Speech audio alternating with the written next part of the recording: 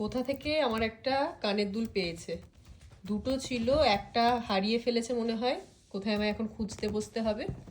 এই একটা নিয়ে নিজেই ডিগবাজি খাচ্ছে, নিজেই ওটাকে ধরার চেষ্টা করছে। বিছানার চাদরটা বোধহয় শতচ্ছিদ্র করে ফেলেছে। আর দেখছে কোথায় শব্দ হলো। না না, ওই যে ঘোলটু ঢুকেছে।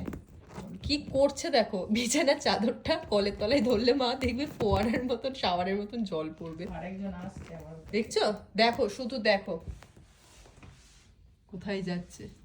মুখটা দেখলে মাসুম মনে হয়, মাসুম, কিন্তু মোটেও মাসুম না। একজন মনে হয় উঠে পর্দার পেছনে চলে গেছে। আসছে আসছে, ওকে মারবে বলে দেখো টার্গেট নিচ্ছে ওইখান থেকে, ভেতর থেকে।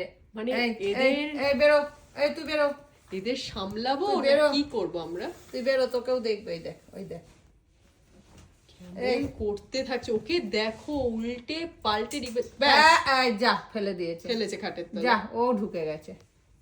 এই লালটু তুই ঢুকিস না। ও বাবা।